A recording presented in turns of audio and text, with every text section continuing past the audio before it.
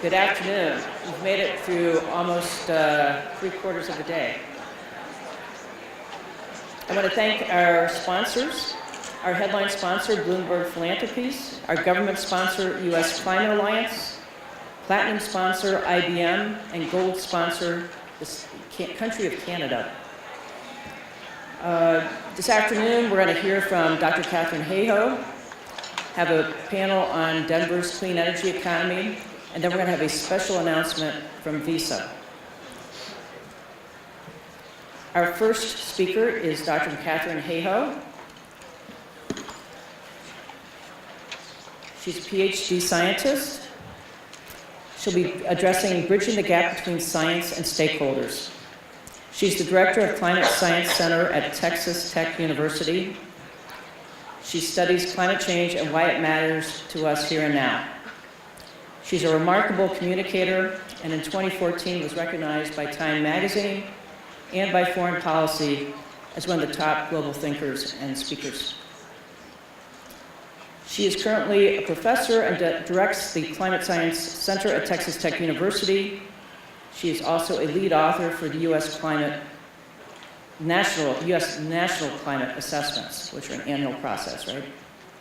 So with that, Katharine, come on up here and tell us about the gap between science and stakeholders. Thank you.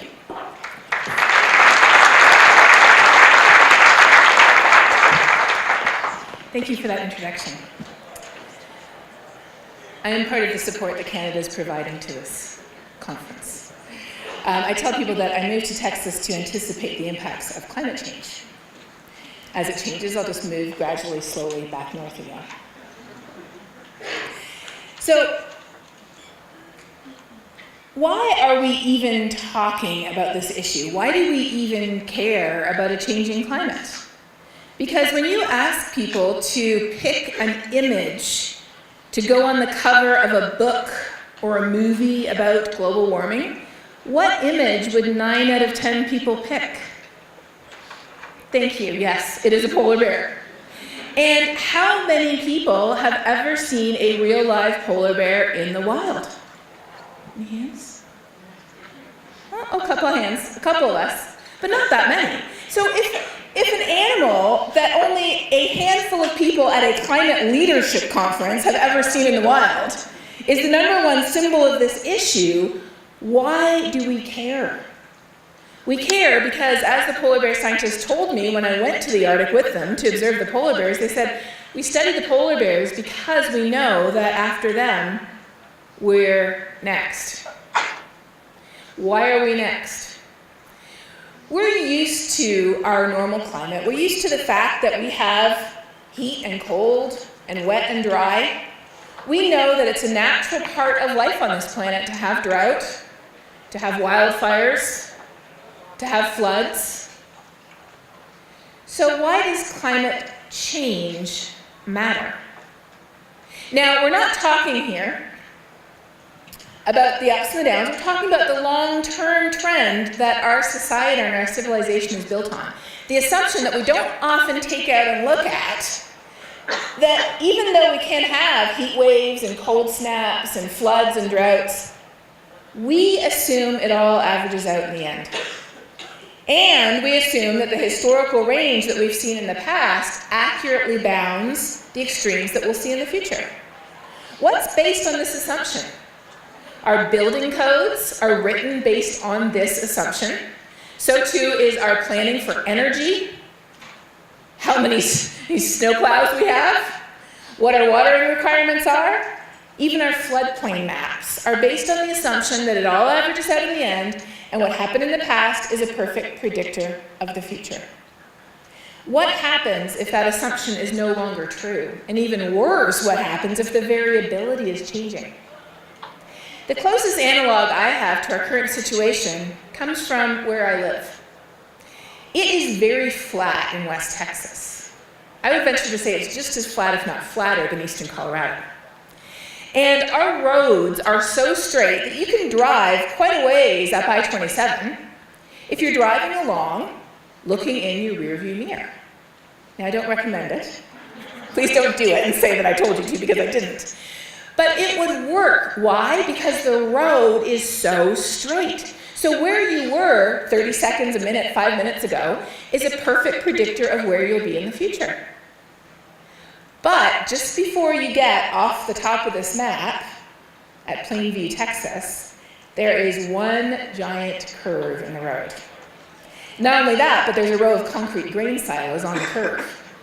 What happens if you are driving up the highway looking in the rearview mirror, assuming that where you were in the past is a perfect predictor of the future?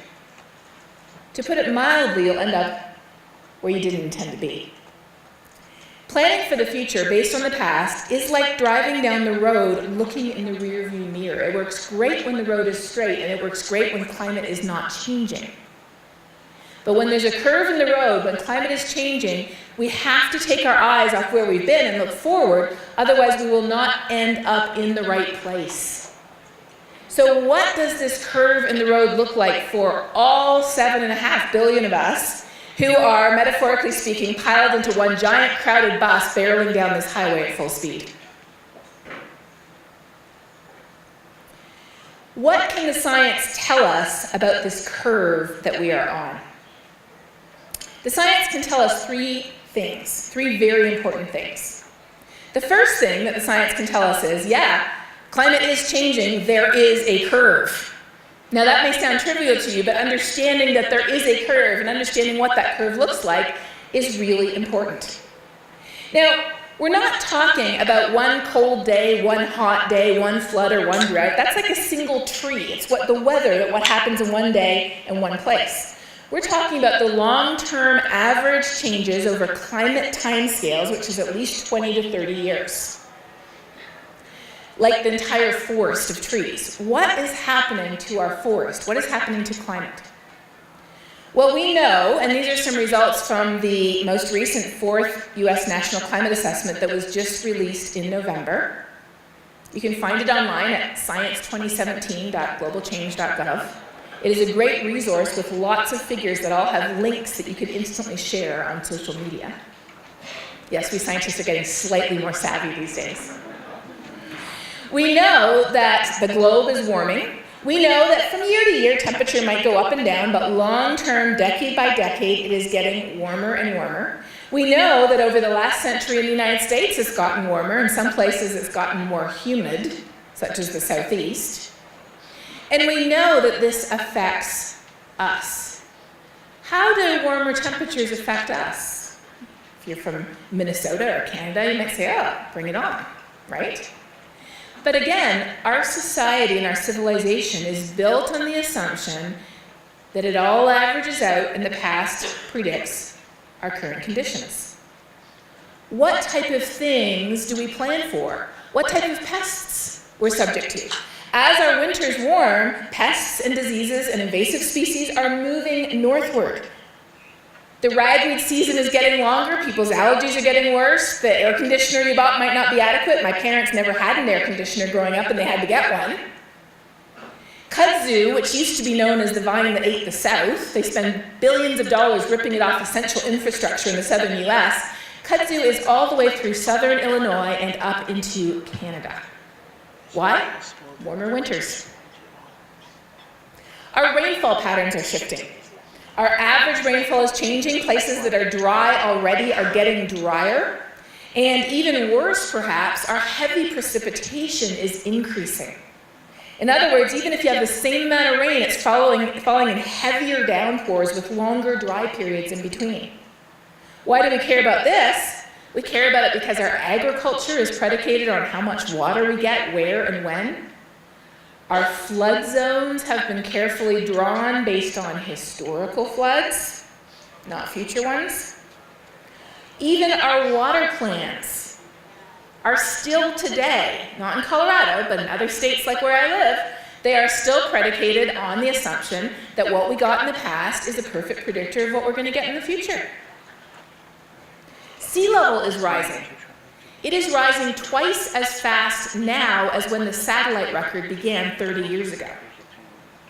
It is rising faster than any time in the history of human civilization. Why do we care about sea level rise? Because 2/3 of the world's largest cities are located within a few feet or a meter of sea level. You cannot pick up New York, Shanghai, New Orleans, Mumbai, and move them. That is why we care about a changing climate. Climate is changing, and it's changing faster than any time in the history of human civilization. If we look into the distant past, we realize that the last time carbon dioxide levels were this high was about 3 million years ago, when global temperature and sea level were a lot higher once it had time to catch up. It takes a while to catch up with what we're putting into the atmosphere. The second thing that the science can tell us is why this is happening. Now, we know that climate has changed in the past, right? If you've watched the Ice Age movies, you know. And it has nothing to do with humans. There's natural cycles. There's changes in energy from the sun. There's volcanic eruptions. We know that climate has changed in the past. But what we also know today, that if our Earth's temperature were being controlled by the sun right now as the primary cause of our temperature changing, we'd be getting cooler, not warmer, because energy from the sun has been going down for the last 40 years or more. We know that if the current warming were natural cycles like El Nino, one part of the Earth system would be warming, while another would be cooling, because all it does is just redistribute heat around the Earth system. But we know the entire planet is warming. The ocean, the atmosphere, the land surface, the cryosphere, the ice, the whole thing is warming. It's not a natural cycle just moving heat around like they did during the medieval warm period. This thing is the whole planet. And lastly, we know it can't be the Ice Age cycles, because according to the Ice Age cycles, you know what? We should be expecting another Ice Age in about 1,500 years or less. But we aren't. And that's a good thing. We don't want another Ice Age. But we have moved so far and so fast in the opposite direction that there is no analog to what we see happening anytime in at least the last 100 million years. Our report that was released again last November concluded not only that human activities are the primary force here. The red bar is human activities. The tiny little orange bar that you can't see unless you're in one of the front tables, that's the sun. And then the tiny little green bar is volcanoes, because they cool us off. Their eruptions are like a big umbrella reflecting the sun's energy.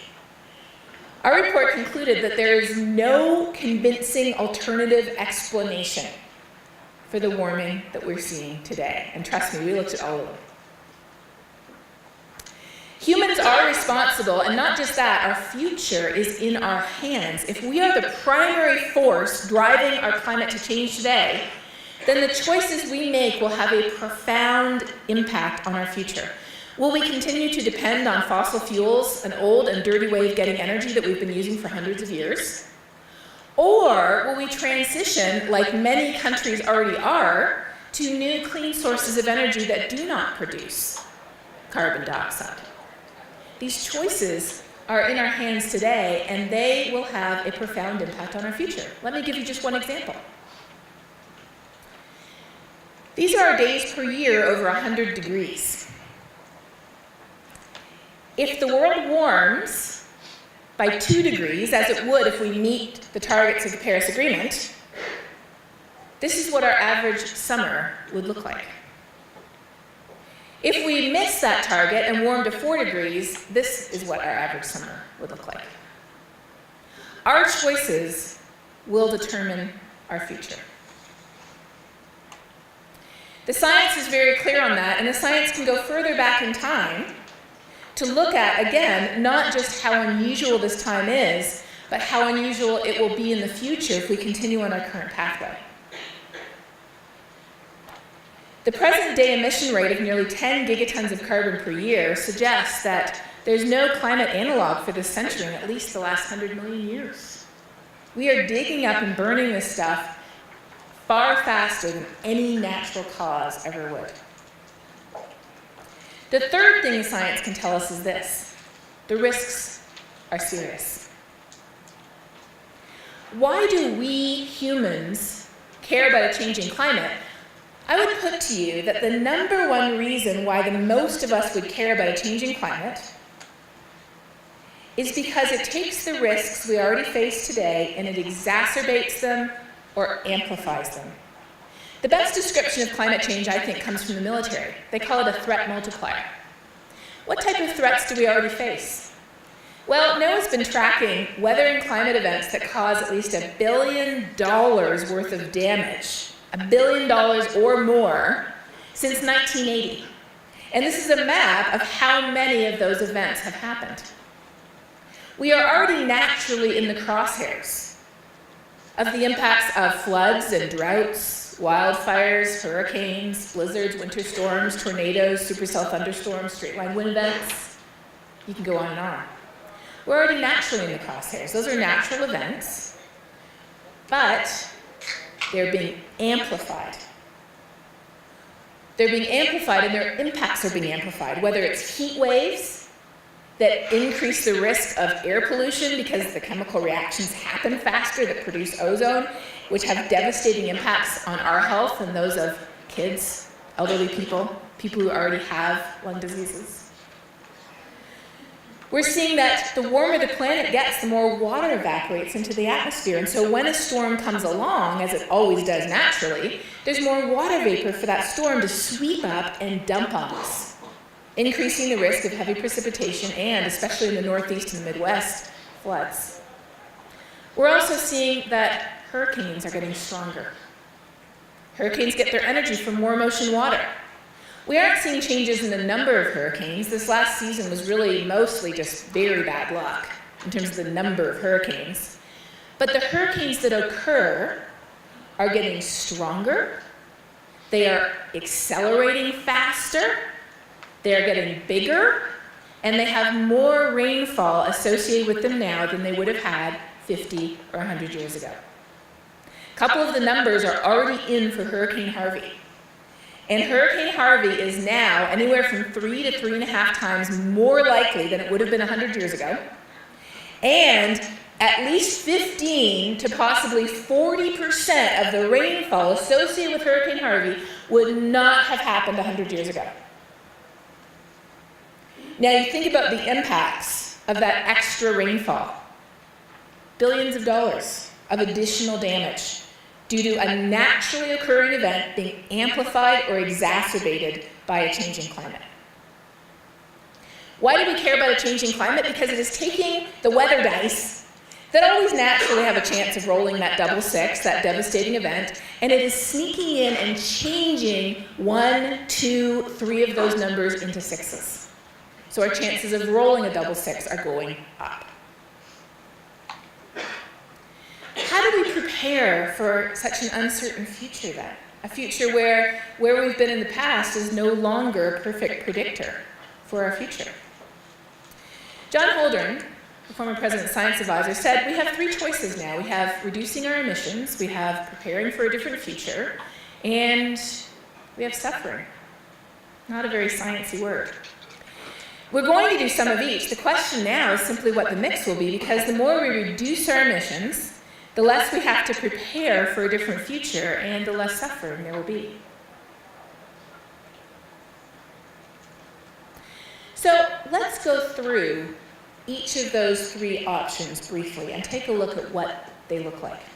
Let's look at what adaptation looks like, and I'll give you some Chicago examples. Chicago is one of the first cities I worked with. We work with cities very regularly today. Let's look at what adaptation looks like in Chicago. Let's look at what mitigation looks like in Texas and China. Yes, I like to pick good examples. And then let's look at what suffering looks like already today. Ready? Here we go. When we're talking about adaptation, we know that risk is a function of 3 things.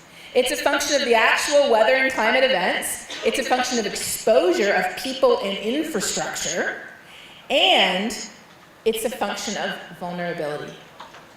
Our goal in adaptation or resilience, if our exposure is going up, if the weather and climate extremes are going up, our goal is to do everything we can to bring down the vulnerability. So how did the city of Chicago do this? The first step is to identify the risks. What risks do you know you already face? There have been 2 devastating heat waves in Chicago. There have been multiple floods to the point where Farmers Insurance actually sued the city of Chicago and Cook County for failing to adequately prepare for the impact, saying that they were bearing the financial burden. There's all kinds of other issues that Chicago deals with.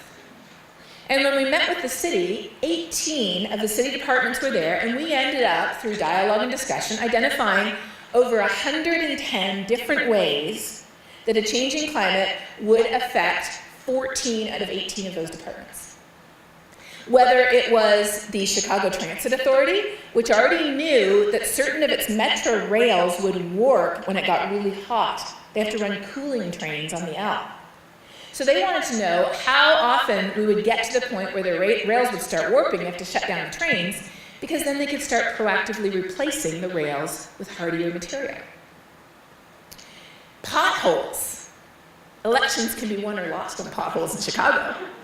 And they happen when we cross the freeze-thaw barrier. So we wanted to look at the variability of temperature to see how often you'd have that pavement expanding and contracting. My favorite one was the Department of Emergency Response. You could tell by the way they crossed their arms and leaned back in their chair that they didn't really want to be there. But when they heard that we could calculate how many days per year you had over 92 degrees for the Chicago Transit Authority, they said, well, could you calculate number of days over 94 degrees? We said, yes, sure. Why? Because we staff by the thermometer. Health emergencies, even violence flares when it gets hot out. Can we figure out how much hotter it's going to get so we could proactively plan for reducing the heat island effect and for staffing? So what did Chicago do? I was curious, so I tracked them. I tracked them for the news, and 2 years ago was amazed to see these two headlines, a year and a half ago last September. New sewers quickly dispatch heavy rains, and massive new reservoir helps alleviate flooding. They're taking proactive steps to prepare. They're putting in green roofs to reduce the urban heat island effect by the amount that climate change is pushing it up. They're doing amazing things to prepare, but if we don't reduce our emissions also, we will soon pass the bounds of what we can prepare for. So what does mitigation, what does reducing emissions look like in two places that you would never expect? In Texas, which after California produces the most carbon dioxide emissions of any state in the US, and China, which a few years ago took over from the US as the biggest producer of carbon in the world. What does mitigation look like in these two places? In Texas, it looks like the biggest military base in the whole country signing a new power contract for wind and solar because they would save taxpayers $165 million over using natural gas. It looks like breaking record after record. The first quarter of this past year, quarter of the energy came from wind. All told, by December, we were down to 18%, but every year goes up and up. What does mitigation look like in Texas? It looks like 3 business students from a local college crunching the numbers and realizing that their small town would save money if it went with wind and solar energy. It looks like those 3 business students having the guts to take their results to the city council. And it looks like the city council of a very conservative town having the guts to say, we're going to go green, not because we're a bunch of tree huggers, but because we could save money. That's what mitigation looks like in Texas. What does it look like in China? For many people, this is the #1 image that comes to mind when you say China and climate change and air quality and energy, right? But we know that today, China leads the world in most installed wind and solar energy. Recent headlines, just this past year, you can take your pick, there's so many fun headlines. China is crushing the US. That's a headline that goes over well when we're talking about the business angle of things. Who wants to be crushed any further by China? Many people do not. So let's talk about how we can move forward then. China is the new world leader in renewable energy. This one was fun. 6 of China's ambitious, mind-boggling projects. A giant hydropower station, a solar road, an enormous offshore wind farm, a panda power solar farm. Those are pictures of pandas. Electric buses, the infamous Three Gorges Dam. It replaced a lot of coal.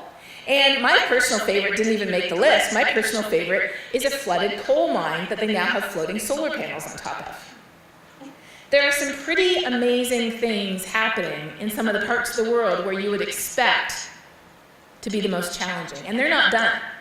They're spending $360 billion on renewable energy over the next 2 years. The future of energy is not necessarily as high-tech as the solar shingles that we all covet if we don't have them. I don't know about you, but I'm saving up for these shingles. I already got the plug-in car, just need the shingles. It looks like pay-as-you-go solar revolutionizing sub-Saharan Africa where 700 million people live without power. It looks like the cheapest prices for solar energy not being in the US or even China, but rather in India and Mexico. Yes, it does look like a different way of powering our cars. It looks like a different way of powering our lights. But mitigation wears as many faces and is as or more diverse than any other type of technology that we have. So lastly, though, we cannot forget the third option, because the third option is already happening. If we look at who is most vulnerable to the impacts of a changing climate, this map is pretty much the mirror image of who has produced the most carbon. It is the mirror image. And this map highlights, I think, more than anything else, how profoundly unfair this issue is. The very people who contributed the least are being impacted the most. What does suffering look like? On the East Coast, rising sea level, stronger storm surges. What does it look like in the Arctic? Thawing ground, crumbling infrastructure. Many of them people's homes. What does it look like in the global south? Increased risk of flood and drought. What does it look like in the Middle East? The drought in Syria that contributed to the refugee crisis was 3 times more likely in a changing climate than it would have been without. We care about a changing climate, not just because of the polar bear. It affects our water resources, it affects our food resources, it affects our security, and it affects our economy. Climate change doesn't need to be an item on our priority list. The only reason that we're here talking about it is because it affects all the things that are already on our priority list today. That's why we care. And unless you are one of those humans who is able to float in space entirely separate and divorced from our planet, I don't think any such human exists, you already have the values you need to care about a changing climate. You already have every reason in the world to care. Because we all get our resources from this planet we live on, and we all want to make sure that it stays that way for us, for our kids, and for the future. So we have 3 choices. These are the 3 choices before us today. Reduce our emissions, prepare for a different future, and suffer. And what gives me hope today is the fact that so many people are already talking about what we can do to mitigate and what we can do to adapt. So I'm looking forward to the conversation that's coming up here. I look forward to these ideas being carried through and discussed in detail. And I want to close by offering these brief thoughts. What is the way forward as we all are crowded into this giant bus barreling down the highway together, one bus full of human civilization? It's not to slam on the brakes. We're already on the curve. No. We need to build our resilience to the risks that already exist. We need to increase our resilience to the risks that we know are getting stronger, that are being exacerbated. And last of all, we need to reduce our emissions so we actually have a chance to prepare for those risks. This is what the future needs to look like. We all want to negotiate that curve safely to plan for a safe future for us all. Thank you.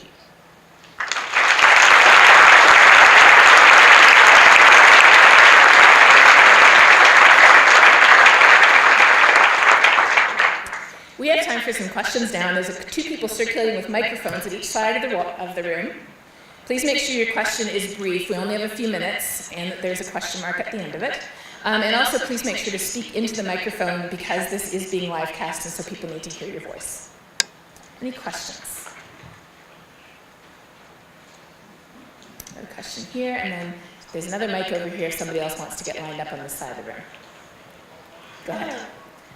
My name is Kendall Starkman. I work for 427. We're a climate adaptation consulting firm. And thank you very much for being here. I have heard about your communication and you brought some great new perspective to some familiar topics. My question is about how when you speak to a variety of audiences, and many audiences who may be either very unfamiliar with the concept of climate change or opposed to policy that would pursue a better climate future. What are some of the reactions that you get? And when you get people on board and energized with some of these communication tools that you're bringing forward, how do you get people to kind of bring it home to their day-to-day lives when they might not necessarily be us in this room who are bringing it into our work? How do you advise other people to communicate in a way that helps people start to think about it and continue to think about it once they're at home, once it's on the news, once their other audiences start coming, or other influences start coming back into play? Yes, that's an excellent question. Answering that is really a whole other talk, but the good news is I've already given that talk and it's recorded on YouTube. So if you're interested, we have this little series called Global Weirding. It's a PBS series, and they're very short videos, only about 5 to 7 minutes long each. And my personal favorite video is called What Happened, or If I Just Tell Them the Facts, They'll Change Their Mind Right. So if you go to Global Weirding on YouTube and you look for If You Just Tell Them the Facts, that video lays out very briefly, and then I have other much longer talks on my YouTube channel that lay out in more detail, the approach that I take, because I do spend most of my time actually talking to people who don't care about this issue. You have to be living under a rock to not know about it. Most people have very decided opinions about climate change, and I preferentially look for people whose opinions are usually negative, because I want to have a dialogue with them. So how do you approach people who don't think that this matters? The first step is to figure out what they do care about. Do they care about water? Do they care about the economy? Do they care about national security? Do they care about kids? Do they care about the health of their city or the place where they live? Figure out what people do care about. And then connect the dots between what they already care about and a changing climate. If you care about water, let's talk about water variability, let's talk about flood and drought, and let's talk about the trends and the changes that we have seen happening lately. If we care about our kids, let's talk about things that affect our kids, things that we're worried about with our kids. And how, let me share from you, from the heart, not from the head, not with a bunch of data and facts, but from my heart, let me share what I'm concerned about my kids' future too. If we're skiers or birders or hikers, if we're people of faith, almost anything you can imagine offers a value that we can connect. And then starting from that place of shared values, we can walk together into shared concern, and then, this is very important, continue the conversation together into shared solutions. Because the number one reason why most people reject the science of climate change has nothing to do with how much they know about the science. It has everything to do with what they perceive to be the solutions. As one water manager said to me very candidly after I had talked with his group of water managers about building resilience to our increasing cycle of flood and drought in Texas, he said, you know, everything you've said makes sense, but I don't want the government setting my thermostat.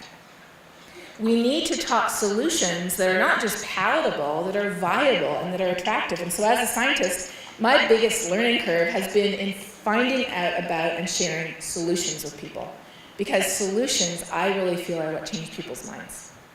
So, thank you. Do we have another question over here? Yes. So, climate and inequity are the biggest existential threats to pick your country in the global scale. Mm-hmm. So what have you seen is the openness to acknowledge the intersectionality of climate change, both the mitigation and resilience, with a lot of the other parallel causes around affordable housing, anti-displacement, and in the U.S. context, but also in the global context about what we're offering the underdeveloped countries to go another route. So how can we not acknowledge these pretty compatible issues that are forcing us to really think about how we acknowledge each other's sustainability and value, but how we actually are structuring a new world in energy, water, housing, you pick your issue. Climate change and inequity go hand in hand. In fact, the main reason why I personally care about climate change is because it is exacerbating almost every humanitarian issue on this planet today. The image I use is that of a bucket with a hole in the bottom. And we are pouring everything we can, all the money, all the resources, all the time, into this bucket to try to fix hunger, to try to fix lack of access to clean water that kills millions of people a year, to try to fix issues like poverty and injustice. But there is a hole in the bottom of the bucket, and that hole is climate change, and that hole is getting bigger and bigger. We cannot fix the fact that people are dying of diseases in 2018 that nobody should be dying from in this day and age. We cannot ultimately fix that problem if we leave climate change out of the picture, because it is altering the geographic range of diseases and their vectors. We cannot fix hunger if we leave climate change out of the picture, because it is already costing us, on average, $5 billion a year in lost crop yields since 1980. Many of those losses in countries where people already live off $1 or $2 a day.